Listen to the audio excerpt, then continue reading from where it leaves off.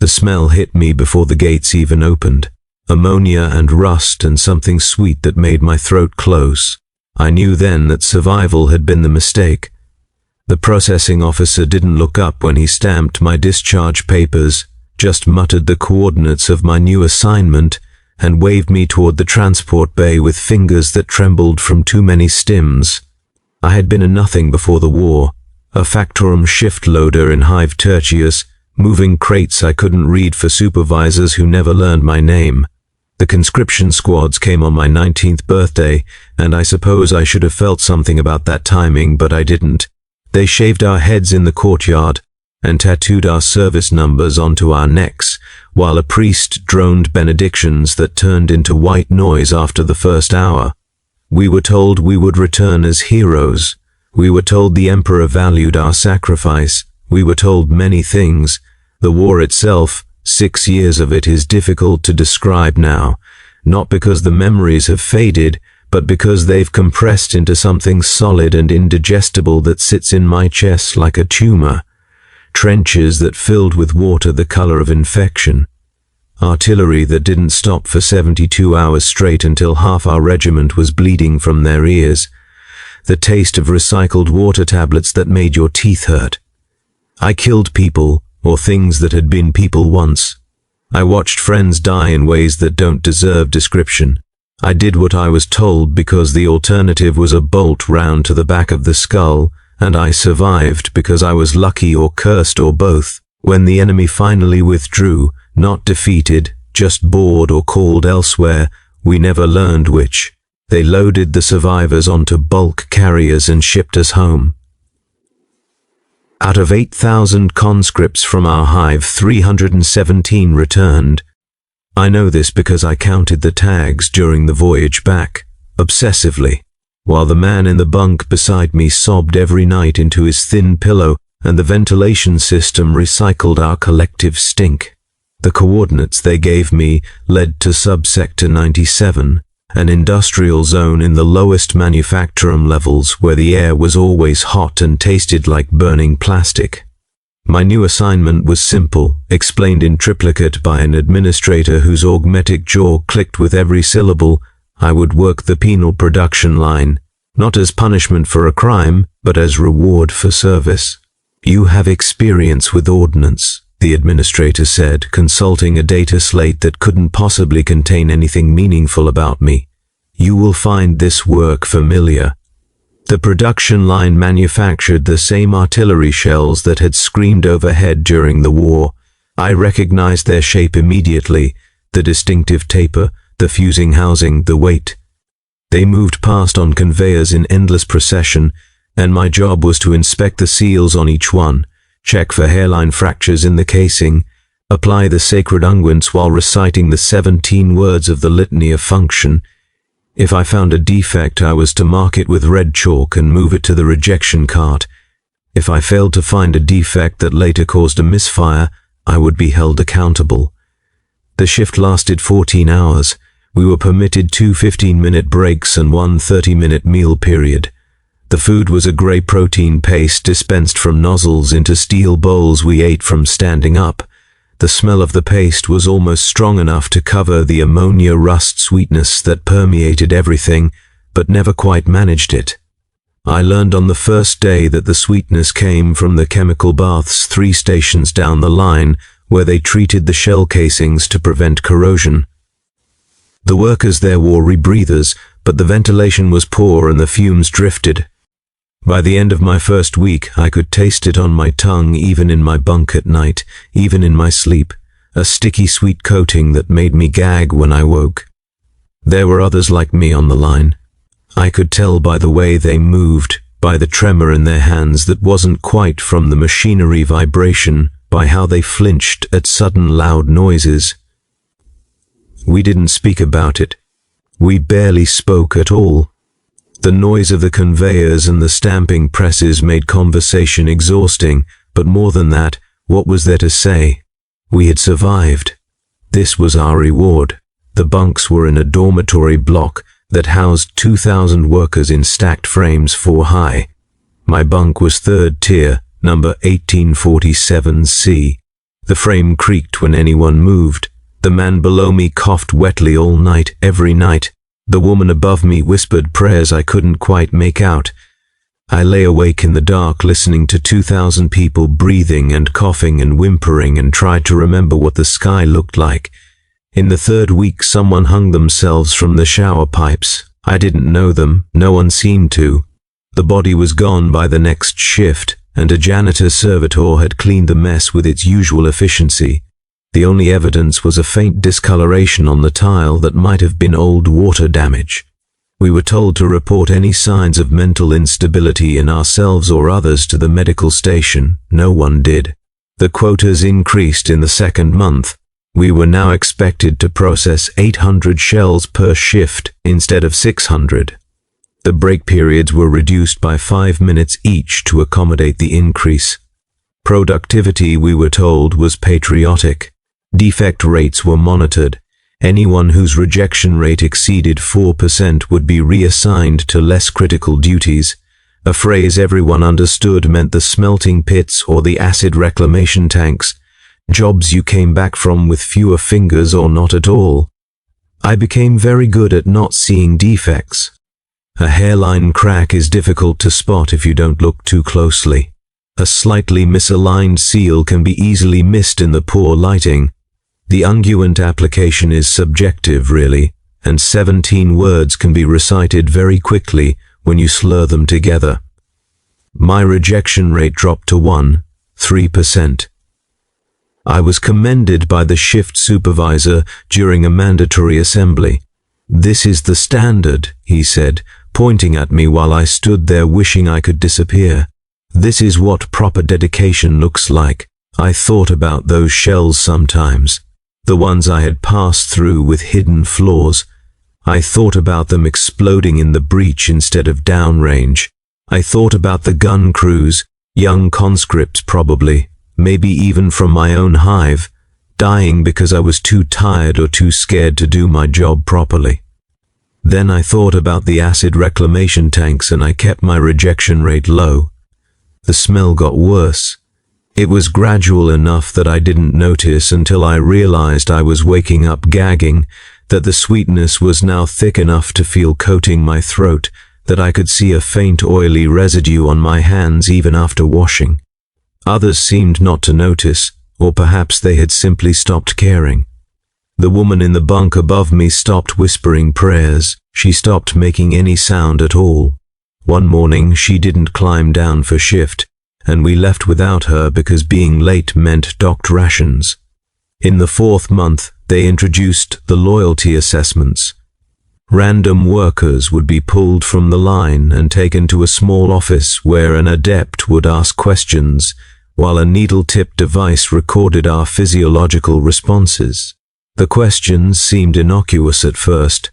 How do you feel about your work? Do you understand the importance of your role? Have you noticed any signs of heretical thinking in your colleagues? But they would repeat them in different forms, circle back, probe inconsistencies. I learned to keep my answers simple, repetitive, empty. Yes, no, I understand. I will report anything suspicious. The first person to fail an assessment disappeared, then another, then 3 in 1 week. Their bunks were reassigned immediately, still warm when the new occupants arrived. We never learned what failing meant or where they went. The assessments became more frequent. I started having a dream where I was back in the trenches, but instead of enemy combatants charging across no man's land, it was artillery shells, walking on their tail fins, moving with horrible purpose. They had faces, not human faces exactly, but suggestions of features in the metal, and they were all screaming. I would wake from this dream tasting the sweet chemical smell so strongly I would vomit into my hands, trying to stay quiet so the bunk supervisor wouldn't report me for disturbing others. In the 5th month, I noticed my hands were shaking constantly now, not just the tremor everyone had, but something more pronounced. I had trouble gripping the smaller tools. Twice I dropped shells, not far enough to cause damage, but enough that nearby workers flinched and the shift supervisor made notes on his data slate. I started taking double doses of my ration supplements, thinking perhaps it was malnutrition. But the shaking worsened. The man who worked beside me at Station 47 started laughing during a shift, not a chuckle or a brief outburst, but sustained, gasping laughter that went on, while tears streamed down his face and his hands kept moving, kept checking shells, kept applying unguent, even as he laughed. The shift supervisor came with 2 enforcers. They took him away, still laughing. His station was occupied by the next shift. I began to understand that this was the design, not a flaw in the system, not an unfortunate consequence of necessary industrial production, but the actual purpose. We were not here to make artillery shells. Servitors could do that more efficiently, and the administratum had servitors in abundance. We were here to be processed ourselves, to be worn down in measured increments, to be transformed from survivors into something else. The war had failed to kill us, so we were being killed slowly, officially, with proper documentation. The thought should have made me angry, but I felt nothing except a distant curiosity about when exactly I had stopped being a person and become a component in someone else's machine. In the 6th month, the worker 2 stations up began pulling out his hair. Just a few strands at first, absently, while his other hand continued the inspection routine. Then clumps, then fistfuls. His scalp bled, but he didn't seem to notice. The medical servitors eventually took him away, and I watched them go while my own hands performed their programmed sequence: check, inspect, apply, recite, mark if necessary. Next shell, check, inspect, apply, recite. The chemical smell was no longer sweet. It had developed an undercurrent of rot, of decay, as if something organic was breaking down somewhere in the recycling system. Or perhaps it was us. Perhaps we were the source of the rot. 2,000 bodies slowly decomposing while still technically alive, shedding dead cells and exhaling corruption into the air we all shared. I stopped being able to taste the ration paste. Food became texture only, grainy, slick, lukewarm. I ate because not eating meant medical assessment, and medical assessment meant disappearance. I slept because consciousness was exhausting. I worked because the alternative was unthinkable, or maybe because I had forgotten there could be an alternative. In the 7th month, they increased the quotas again. 1,000 shells per shift. The rejection rate tolerance dropped to 3%. A new administrator addressed us during the mandatory assembly. A woman with so many augmetics that her voice came from a speaker grill rather than a mouth. She told us that increased productivity was needed for a new campaign. She told us that our service mattered. She told us that the Emperor valued our sacrifice. I wondered if it was the same campaign we had fought in, if these shells I was passing with their hidden flaws would kill the next wave of conscripts in friendly fire incidents or catastrophic misfires. I wondered if that was also part of the design, an elegant loop where survivors created the instruments of death for the next generation of survivors who would in turn be sent here to do the same. Efficient, economical, eternal. My bunkmate below me, the one who had coughed wetly every night, stopped coughing. I didn't notice until the 3rd night of silence. When I looked down from my frame, I could see his chest still rising and falling, but the sound was gone. His face had a waxy quality in the dim emergency lighting. I almost reported him, but then thought better of it. Whatever was happening to him would happen or not happen, regardless of medical intervention. At least he was quiet now. The loyalty assessments became weekly. The questions had changed. Now they focused on memory. What do you remember from before? Who were you before your service? What did you want? And I found I couldn't answer even when I tried. Before was a void. I had been a shift loader. I knew that factually, but I couldn't remember the feel of it, couldn't picture the factorum, couldn't recall a single face or name from that life. It was as if I had been created whole and complete on that discharge transport, a being whose entire existence was this production line and the smell and the shells. The adept conducting my assessment had frowned at my responses, or I think he frowned. His face was difficult to read behind the breather mask and data feed goggles. He made notations. He scheduled a follow-up. I returned to the line and worked my shift and tried not to think about what follow-up meant. In the 8th month, I stopped recognizing my reflection. There were burnished metal panels near the wash stations, not proper mirrors but reflective enough, and sometimes I would catch a glimpse while passing. The face looking back was hollow-eyed and slack, the skin strangely grey, the service number tattoo on the neck now surrounded by what looked like a rash or perhaps just grime that had become permanent. I knew intellectually that this was me, but I felt no connection to it, no sense of ownership. It was a stranger wearing my identifying marks. The woman in the bunk above me finally made a sound again, a long, low keening that went on for hours one night. No one reported her. Perhaps we were all too tired. Perhaps we understood that reporting was pointless. Perhaps we had all started making similar sounds in our sleep and had reached a collective agreement not to notice. The keening stopped just before the shift alarm.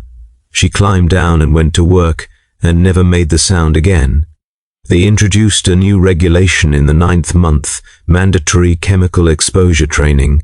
Once per week we were to report to a chamber where the treatment bath chemicals were released in controlled concentrations while we practiced emergency procedures. The rebreathers they provided were old, the filters clogged. The emergency procedures consisted of holding our breath and moving to the exit in an orderly fashion. The training sessions lasted 30 minutes. After the first session, I coughed up something dark and solid. After the second, I noticed my fingernails had started to yellow. After the third, I realized I could no longer smell the sweetness, because it was simply the default state of existence, not the presence of a smell, but the absence of any alternative. More workers disappeared. The bunks were always refilled, but the faces were becoming interchangeable. Or perhaps my ability to distinguish between people was deteriorating. We were all equally grey, equally hollow, equally absorbed into the great mechanism of production. Names were irrelevant when you had a number tattooed on your neck. Histories were irrelevant when there was only the present moment of inspection and the next shell and the next shell and the next. In the 10th month I found myself at Station 47, the Laughing Man station, though I couldn't remember being reassigned. Perhaps I had been moved during a shift and simply hadn't noticed. Perhaps station assignments had always been fluid and I was only now becoming aware of it. The work was the same, the shells were the same, the smell was the same. Check, inspect, apply, recite, mark if necessary, next shell. The shift supervisor approached me during a break period. He stood very close, his breath smelling of stims and tooth decay, and asked if I remembered why I was here. I told him I was here to inspect artillery shells. He shook his head slowly, a gesture that seemed to take enormous effort. "No," he said, "you're here because you survived. This is what survival looks like." He walked away before I could formulate a response, though I'm not sure I would have had one.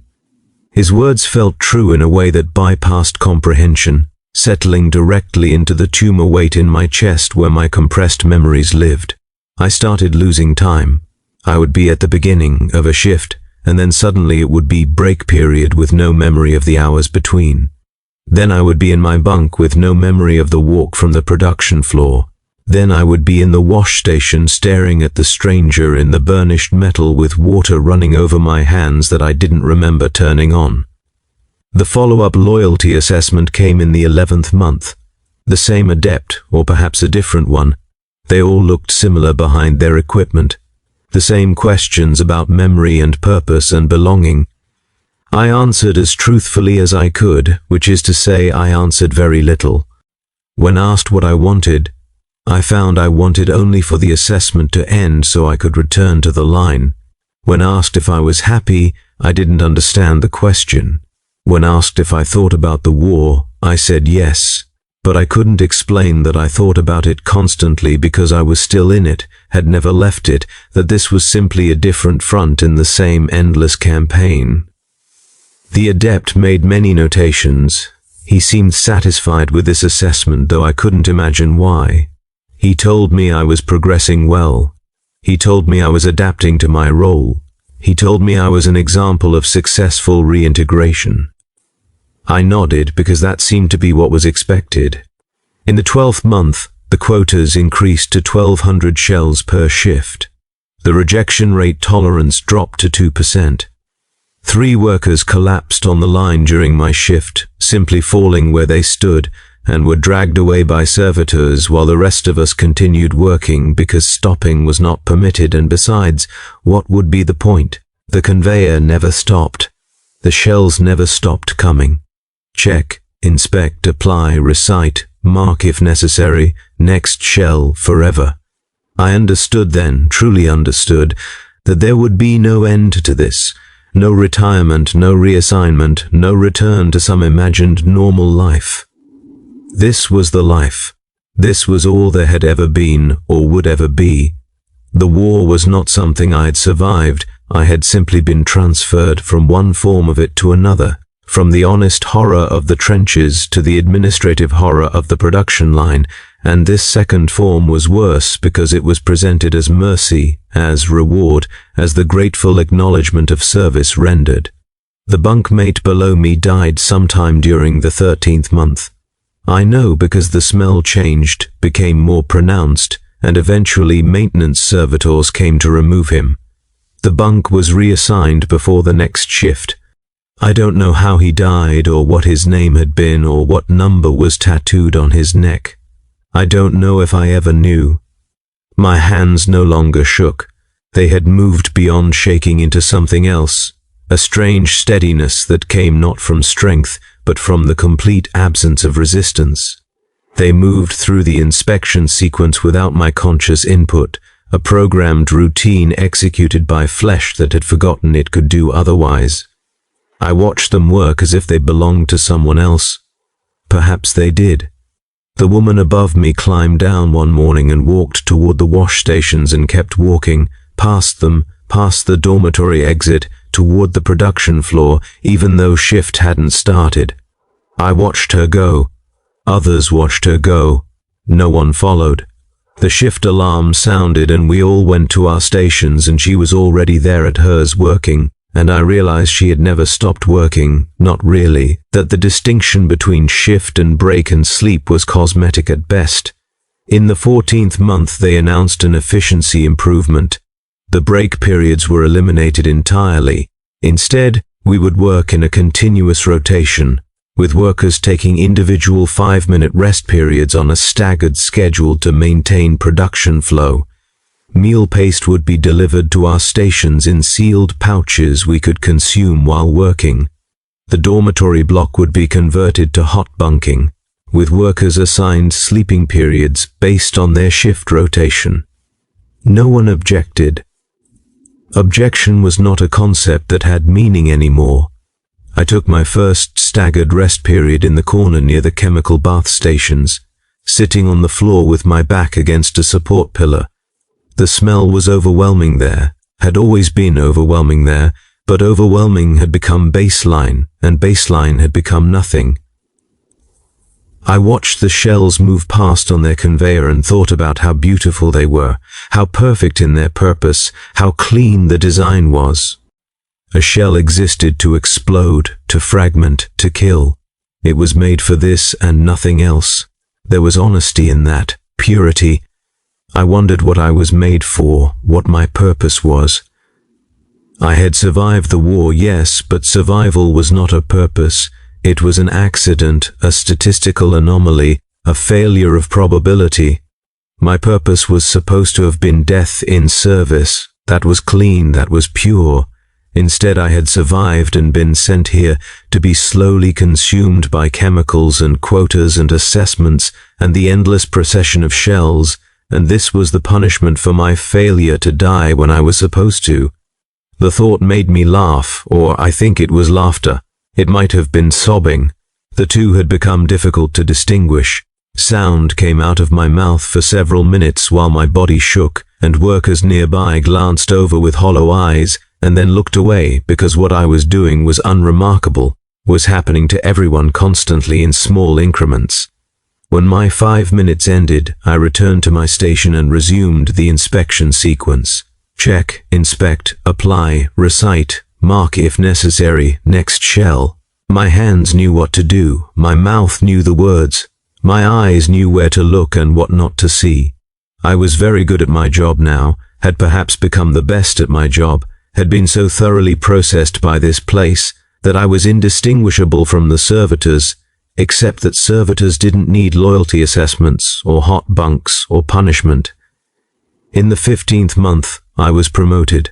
The shift supervisor called me to his office, a small room overlooking the production floor with windows that were grey with chemical residue, and told me I was being made a line overseer. I would monitor shell quality for my section, report defect rates, ensure other workers maintained proper productivity levels. The position came with a private bunk in a different dormitory and an increase in rations. "You've earned this," he said, his augmetic jaw clicking in what might have been a smile. "You're a model of what proper service looks like." I accepted because refusal was not possible, and because some small part of me that hadn't yet been processed still believed that advancement was desirable, that a private bunk meant something, that any change in circumstance could be an improvement. The private bunk was in a dormitory for functionaries, smaller than the main block, but still housing several hundred. The frame was identical, the mattress was identical, the smell was identical.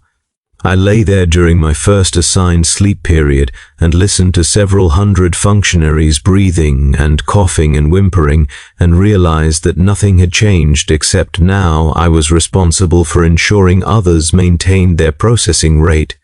As a line overseer, I carried a data slate and walked the inspection stations, checking rejection rates and productivity metrics. I reported workers who fell below standards. I recommended reassignments. I praised efficiency and documented deficiency, and became effectively an extension of the system that was consuming us all. The workers I monitored looked at me with the same hollow eyes they used for everyone else, and I looked back with hollow eyes of my own, and we understood each other perfectly. In the 16th month, they introduced quality metrics for line overseers. My section's defect rate had to remain below 2%, and my workers' productivity had to exceed the facility average, or I would be returned to the line with a notation in my file. I began to understand that my promotion was not a reward but a test, a new form of the same processing, and that the private bunk and increased rations were simply different tools for the same purpose. I became very good at identifying workers who were close to breaking, who would soon collapse or laugh or pull out their hair, and I reported them before it happened. This maintained productivity flow and kept my metrics favorable. The workers I reported disappeared, and I tried not to think about where they went. And I was largely successful because thinking had become difficult, and anyway, what difference would it make? One night during a sleep period, I had the dream again, the artillery shells walking across no man's land with their suggestion faces screaming. But this time when I looked closer at their faces, I recognized them. They were the workers I had reported, the ones I had sent away to maintain my section's metrics, and they were screaming my number, the one tattooed on my neck, over and over in voices that sounded like metal grinding against metal. I woke tasting blood and realized I had bitten through my lip. I lay very still in my private bunk and listened to several hundred functionaries breathing, and understood that there was no escaping what I had become, that the processing was complete, that I had been transformed from victim into instrument, and that this transformation was irreversible. In the 17th month, the shift supervisor who had promoted me disappeared. No explanation was given. His position was filled by someone else, a woman with so many augmetics she was more machine than flesh, and she implemented new protocols that increased quotas again and reduced rejection tolerance again, and expanded the loyalty assessment program to include functionaries and overseers. My first assessment as an overseer was extensive, lasting 3 hours while the needle device recorded my responses, and the adept asked questions that spiraled inward toward something I couldn't quite identify. Did I believe in the righteousness of my role? Had I ever felt sympathy for workers I reported? Did I understand that mercy was a form of weakness that enabled inefficiency? I answered yes and no, and I understand in the appropriate places, and the adept made many notations, and I was told I had passed but would be monitored closely. I returned to the production floor and walked my section and watched workers inspect shells with shaking hands and gray skin and hollow eyes. And I made my notations, and I submitted my reports, and I maintained my metrics, and I was very good at my job. In the 18th month, I noticed I was coughing up the same dark solid material from the chemical exposure training, but more frequently now, sometimes several times per shift. My fingernails were entirely yellow and had begun to crack. There was a persistent rash around my service number tattoo that wept clear fluid. I did not report these symptoms because reporting meant medical assessment, and medical assessment meant disappearance, and I had worked very hard to maintain my position and was not ready to abandon it. The other overseers were in similar condition. I saw during a mandatory meeting for functionaries, we were all various stages of the same degradation, all leaking and yellowing and gray, all pretending not to notice our mutual deterioration because acknowledgement would mean confession and confession would mean failure. We reviewed new quotas and new metrics and new protocols, and we nodded in unison, and we returned to our sections to implement what we had been told to implement. I began to lose time more severely. Days would pass with no memory of them, only the data slate records of my reports and notations proving I had been present and functional. I would find myself in my bunk with no memory of leaving the floor or in the wash station, with no memory of deciding to go there, or walking my section with no memory of the previous section I had walked. Time was becoming fluid, or I was becoming unmoored from it, or perhaps time had always been an illusion, and I was only now perceiving its true nature. In the 19th month, a worker approached me during their rest period. They stood very close enough that I could see the yellow crust around their eyes and smell the chemical sweetness that leaked from their pores, and asked me if I remembered their name. I looked at their service number, 47823, and consulted my data slate, and told them their productivity was adequate, and their rejection rate was within tolerance. They stared at me for a long moment with something in their eyes that might have been recognition, or might have been despair, or might have been nothing at all. We knew each other, they said, before, in the war. We were in the same squad. I tried to remember, reached back into the compressed tumor of memories in my chest, but found nothing. Just grey static and the smell of infected water and the sound of artillery, none of it specific, none of it attached to this person or any person. I don't remember, I said, and it was true, and the worker nodded as if they had expected this answer, and they returned to their station, and I made no notation because their productivity was adequate and there was nothing to report, but the interaction bothered me, created a small disturbed space in the grey static that filled my head. I had been in a squad. There had been other people. We had known each other's names and faces and perhaps stories. We had shared the trenches and the artillery and the fear and the killing. Some of them had died and some had survived, and the survivors had been sent here, and we had all been processed so thoroughly that we no longer recognized each other even when standing face to face. The realization should have horrified me, but I felt only a distant curiosity about when exactly the processing had erased that part of me, and whether it had been gradual or sudden, and whether I had noticed it happening. In the 20th month, my section achieved the highest productivity rating in the facility. I was commended during a mandatory assembly, called up to the platform while several thousand workers and functionaries watched with hollow eyes. The administrator, a different one now, or perhaps the same one with different augmetics, I couldn't tell, presented me with a certification of excellence and told me I was an exemplar of proper service. Standing on that platform, looking out at the sea of grey faces in the chemical-hazed air, I understood that this was the true end point of survival. Not death, not escape, but this, becoming the thing that processes others, being held up as an example of successful transformation, receiving commendation for the thoroughness with which you have been consumed and now consume others.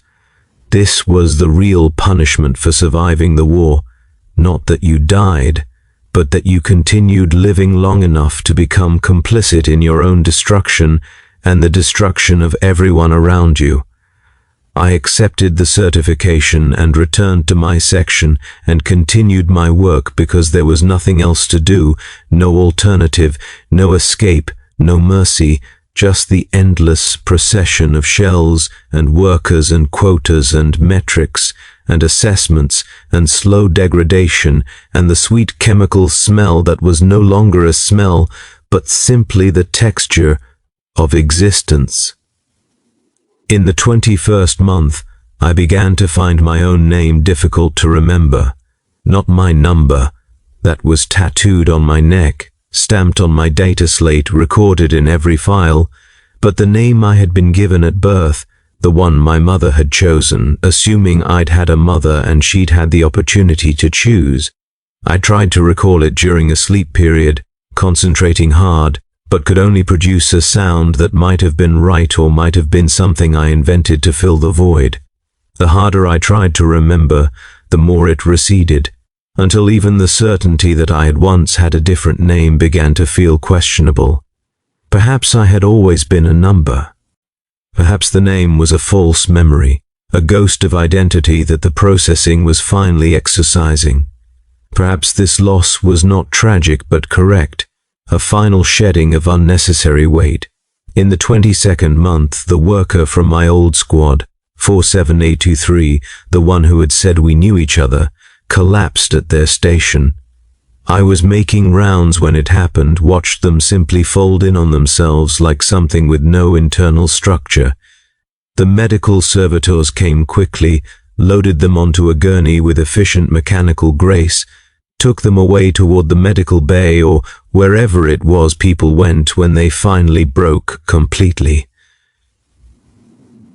I made a notation on my data slate, Worker 47823. Productivity cessation, medical intervention required. I assigned a replacement to their station from the pool of new arrivals. The line never stopped moving. The shells continued their endless procession. I felt nothing about this, or I felt something so distant and attenuated that it didn't register as emotion, just a vague disturbance in the grey static.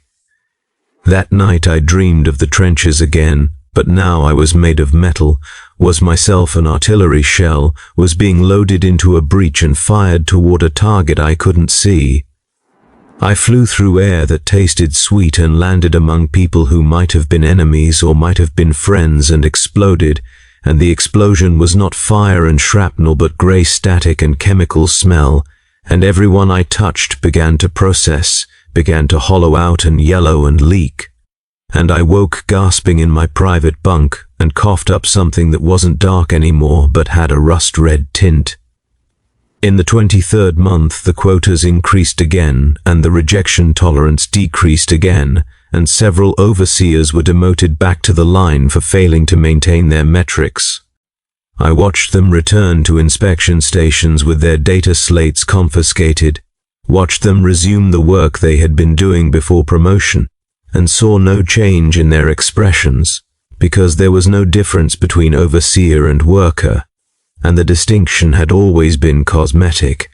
I increased pressure on my section, reported more marginal cases, recommended more reassignments, did whatever was necessary to maintain my position because demotion meant returning to the line, and returning to the line meant I had failed at the test, and failing meant... what? I couldn't articulate it, but the fear was real even if everything else had become grey static.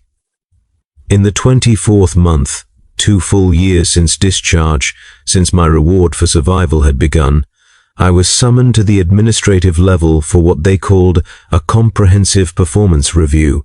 I had never been to the administrative level before. The corridors were cleaner there, the air slightly less thick with chemicals, and the people I passed were more augmetic than flesh, their humanity reduced to whatever biological components were necessary to maintain the mechanical systems that comprised most of their bodies. The review was conducted by 3 administrators in a white room with no windows. They consulted data slates and made notations and asked questions about my section's performance and my understanding of my role and my commitment to continuous improvement. I answered as I had been trained to answer, with the appropriate affirmations and acknowledgements and demonstrations of proper thinking. Then one of them, the one in the middle, whose face was entirely obscured by a Baroque breathing apparatus, asked me a question that didn't fit the pattern. "Do you remember what you were fighting for?" I opened my mouth to answer and found I couldn't, not because I was afraid to answer incorrectly, but because I genuinely didn't know. I searched through the compressed tumor of memories, through the grey static, trying to find what we had been told at the beginning, what banners we had carried, what principles had supposedly justified the trenches and the artillery and the killing, and found nothing, just orders and fear and the immediate imperative of survival. "No," I finally said, and it was the most honest thing I had said in months. The administrators made notations. They consulted among themselves in binary cant I couldn't understand. Then the middle one spoke again through their apparatus. "Good.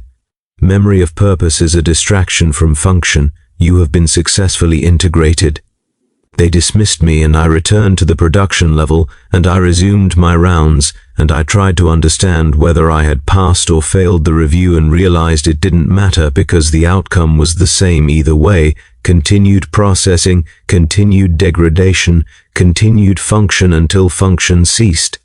In the 25th month, I noticed I was becoming difficult to distinguish from the servitors, not physically, not yet, but in movement and response, and the absence of anything that might be called initiative or thought. I walked my routes at the same pace as the maintenance servitors. I consulted my data slate with the same mechanical regularity as the record servitors. I responded to deviations from procedure with the same automatic correction protocols as the discipline servitors. The distinction between person and machine was eroding, and I couldn't tell if this was happening to me specifically or to everyone. Couldn't tell if it was a symptom of processing or if this had always been the underlying truth and I was only now perceiving it clearly. In the 26th month, I stopped dreaming. Sleep became a void, a nothing space between one shift and the next. No artillery shells with screaming faces, no trenches, no memories, nothing. I would close my eyes in my bunk and open them to the shift alarm with no sense that time had passed, as if someone had simply edited out the sleeping period from my existence. This should have disturbed me, but I felt only relief that the dreams had finally stopped, that even in sleep I could now be properly empty, properly void, properly processed. In the 27th month, the facility announced a production milestone, 10 billion shells processed since inception, and there was a mandatory celebration assembly where we were told to feel pride in this accomplishment. We stood in the vast gathering hall while administrators gave speeches about productivity and service and the Emperor's glory, and I looked out at thousands of grey faces and grey skin and hollow eyes and understood that we were the milestone, that the shells were secondary, that what was really being measured was how many people could be transformed from survivors into instruments, how many could be processed completely, how thoroughly the punishment for survival could be administered. I felt nothing about this understanding. It settled into me like everything else, became part of the grey static, just another piece of information without emotional content or consequence. In the 28th month, I began coughing up blood with the dark solids. enough blood that it left stains on my uniform that wouldn't wash out. My vision was starting to blur at the edges, and my hearing had developed a constant high-pitched tone that never stopped. My hands moved through their routines, but I could no longer feel them, could only see them working as if I were watching someone else from a great distance. I did not report these symptoms. I maintained my metrics. I walked my rounds. I made my notations. I was very good at my job right up until the moment I wasn't. It happened during a routine station inspection in the 29th month. I was checking worker productivity at Station 63 when my legs simply stopped working. No pain, no warning, just a complete cessation of function. I fell forward, caught myself on the conveyor belt, felt but did not feel the moving surface dragging my hands along with the shells. Workers nearby looked at me with hollow eyes and looked away.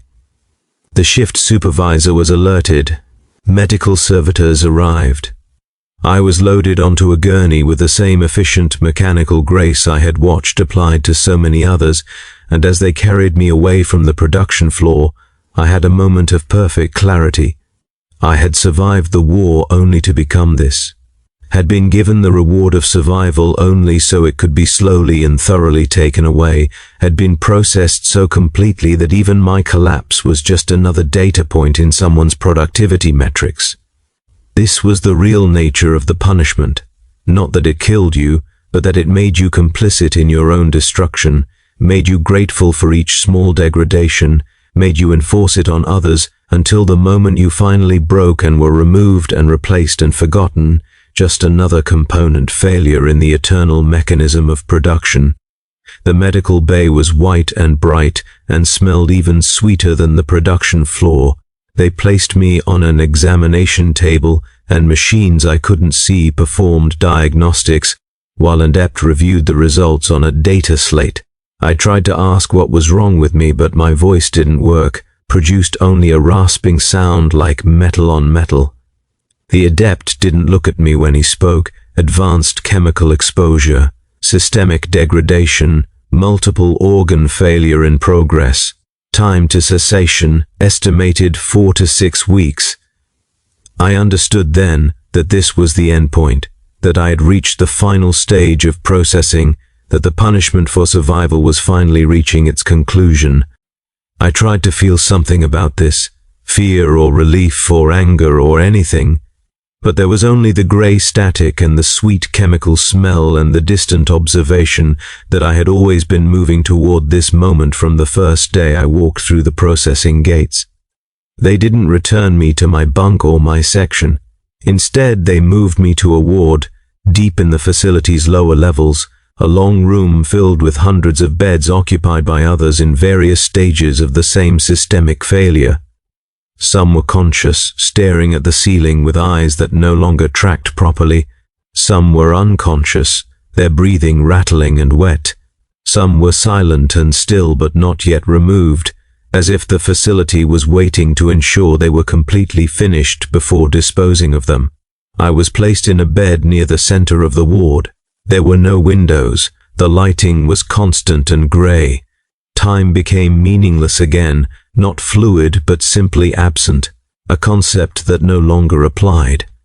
Other patients sometimes made sounds, moans or rasping breaths or clicking sounds from somewhere deep in their chests, but mostly it was quiet except for the hum of ventilation systems and the periodic passage of medical servitors checking vitals and removing those who had finished processing.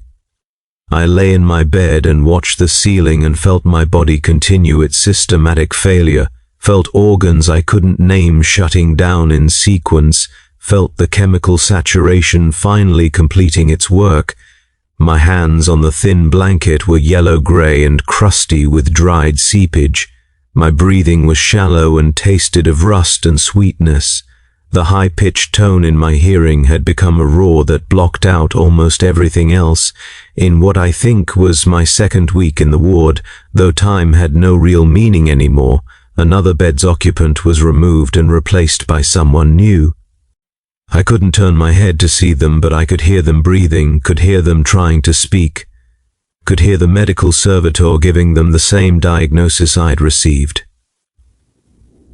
4 to 6 weeks until cessation. That was what awaited all of us here. Not recovery, not treatment, just managed decline until we stopped being problems that required resources. I tried to remember my name again, the real one from before, and couldn't. I tried to remember faces from the war, from my squad, from the workers I had supervised, and couldn't. I tried to remember why any of this had mattered, what purpose had been served by all the quotas and metrics and assessments and processing, and couldn't. All I could remember was the smell, the sweet chemical smell that had permeated everything, that had seeped into my pores and lungs and blood and bones, that had become indistinguishable from my own flesh, that would probably outlast my consciousness and remain as a stain on whatever remained after cessation. And I understood finally, completely, that this was the answer to what I had been made for, what my purpose was. I was made to be consumed, not quickly in the trenches like I should have been, but slowly here, methodically, with proper documentation and efficiency metrics. I was made to demonstrate what happens to those who survive when they're not supposed to serve as a warning encoded into flesh and chemical saturation. Survival is not mercy but punishment, and the punishment is that you live long enough to understand exactly what has been done to you and why. The patient in the next bed stopped breathing sometime during what might have been night if night still existed. The medical servitors took them away. Another patient was brought in. The cycle continued because the cycle was the point. My vision darkened at the edges, then at the center, then everywhere. My hearing faded until even the roar became distant. My breathing became something that happened far away in a body that was no longer mine. The gray static filled everything, became everything, was everything. And in that final gray static as I ceased, I had one last moment of absolute clarity.